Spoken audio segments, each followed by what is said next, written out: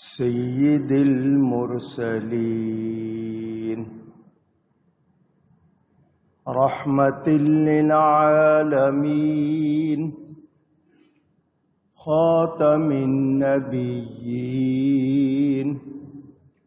شفیع المذنبین سیدنا و مولانا محمد رسول رب العالمین وعلى آله وصحبه أجمعين. أما بعد فأعوذ بالله من الشيطان الرجيم. بسم الله الرحمن الرحيم. يخرج الحي من الميت ويخرج الميت من الحي ويخرج الميت من الحي ويحيي الأرض بعد موتها وكذلك تخرجون. صدق اللہ العلی العظیم. محبت کے ساتھ ایک مرتبہ دروشی پڑھ لیجئے. اللہم صلی علی سیدنا و مولانا محمد معدن الجود والکرم وآلہ وصحبہ وبارک وسلم. الصلاة والسلام عليك يا رسول الله. الصلاة والسلام عليك يا حبيب الله. الصلاة والسلام عليك يا رحمة للعالمين وعلى آلك وأصحابك يا شفيع المذنبين.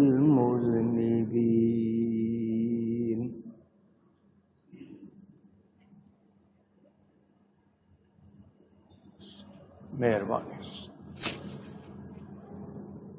حمد و صلات کے بعد قرآن کریم کی سورۃ الروم کی تفسیر آپ سن رہے ہیں. ان 3 آیات کے حوالے سے گزشتہ جمعوں میں کچھ باتیں آپ تک پہنچا چکا. مزید انشاءاللہ عرض کروں گا. اللہ تعالی مجھے حق بیان کرنے، ہم سب کو حق سن کر اس کو قبول کرنے، اس پر عمل کرنے اور اس پر قائم رہنے کی توفیق عطا فرمائے. خالق، ہم سب کو بنانے والا، پیدا کرنے والا اللہ تعالی. اس کے لیے ہم اچھی طرح جانتے ہیں کہ وہ کسی کا کسی طرح بھی محتاج نہیں ہے. اس کو کسی کی کسی طرح ضرورت نہیں. وہ بے جان سے جاندار کو، جاندار سے بے جان کو نکالتا ہے. اس کے لیے کچھ بھی مشکل نہیں. اتنی بات کو سمجھ لیا تو اب ہمارے سامنے نمونے ہیں، مثالیں ہیں.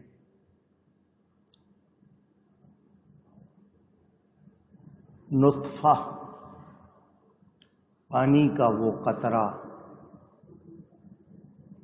جس سے پورا انسان بنتا ہے. ایک بیج سے پورا درخت بنتا ہے۔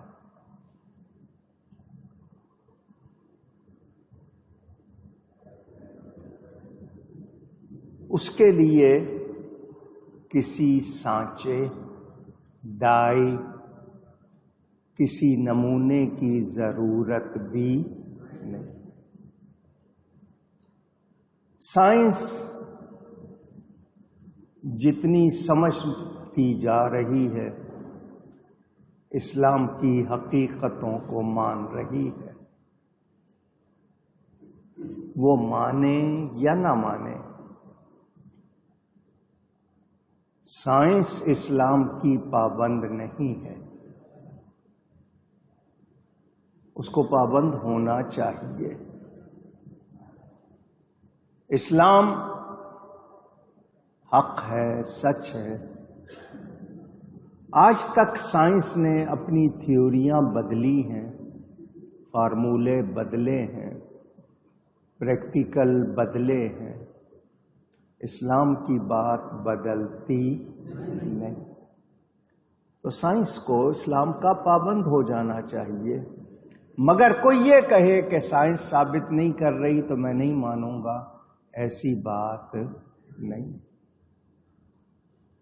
قرآن نہیں بدلے گا، حدیث نہیں بدلے گی۔ رب تعالی اور رسول کا فرمایا ہوا اٹل ہے۔ کسی کو سمجھ آ جائے تو اللہ کی مہربانی، کوئی نہیں سمجھتا یا قبول نہیں کرتا تو یہ اس کا مسئلہ ہے۔ وہ اپنی قسمت پہ روئے، وہ کوشش کرے سمجھنے کی۔ سمجھنا نہیں چاہتا، ماننا نہیں چاہتا تو یہ اس کی محرومی ہے۔ زمین خشک ہو جاتی ہے، اللہ تعالی نے ہی پانی بنایا ہے۔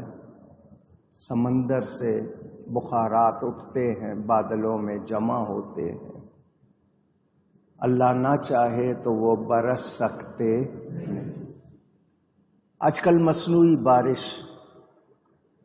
سائنس والے کرتے ہیں اور اس کے نقصان بھی اٹھاتے ہیں۔ آپ کو میں نے بتایا تھا بارش پورا سال ہوتی ہے۔ 355 دن گنے، 360 گنے، 365 گنے، کوئی ایک سیکنڈ ایسا نہیں ہے جس میں بارش نہ ہو۔ کبھی کہیں کبھی کہیں، پورا سال بارش ہوتی ہے۔ کہیں کہیں سوکھا پڑ جاتا ہے، ڈراؤٹ، قحط پڑ جاتا ہے۔ اس زمین کو پھر سرسبز اور شاداب کون کرتا ہے؟ اللہ۔ اسی طرح وہ رب جو خشک زمین پر بارش برسا کر سبزہ اگاتا ہے، وہ مردہ دلوں پر مہربانی فرما کر ان کو بھی زندہ کر دیتا ہے۔ سیاہ دل، جن کے دل کالے ہو چکے، ان پر بھی اگر فیض و کرم ہو جائے تو وہاں بھی ایمان اور تقوی کا نور آ جاتا ہے۔ دل زندہ کب ہوتے ہیں؟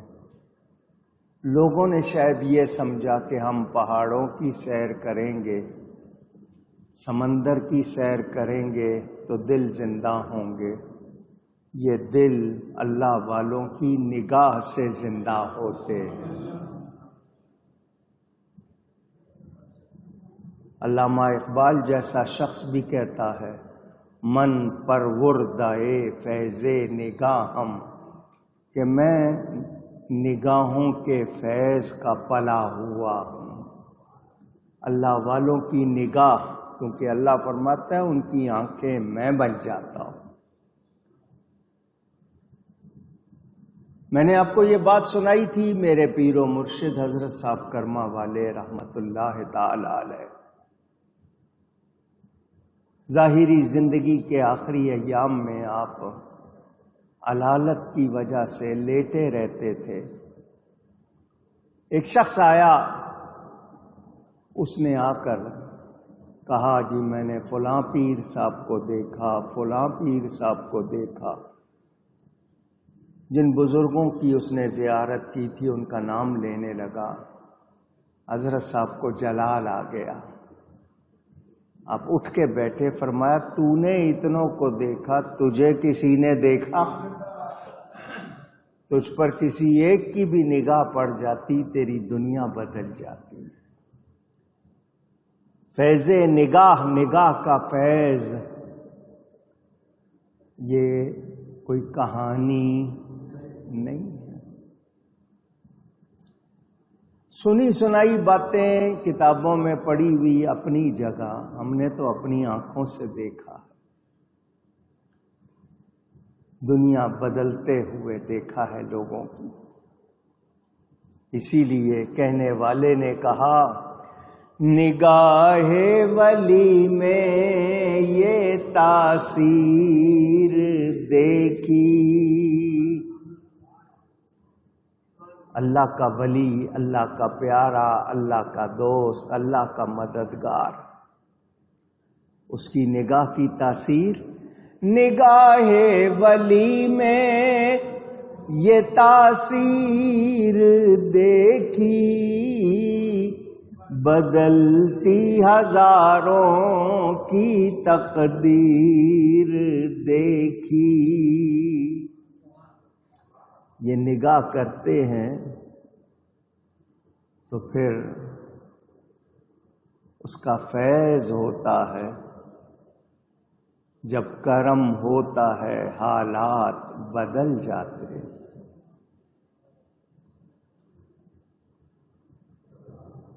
میاں محمد بخش صاحب نے بھی فرمایا نا، مرد نگاہ کرن جس ویلے مشکل رہے نہ کائی۔ مرد سے مراد ولی اللہ، نگاہ کر دے تو پھر مشکل رہتی نہیں۔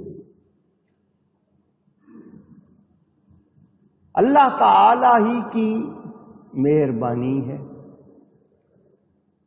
اولیاء سے جو کمال ظاہر ہوتے ہیں وہ بھی رب تعالی کی ہی عطا ہے، کسی کے پاس اپنا ذاتی کمال نہیں ہے۔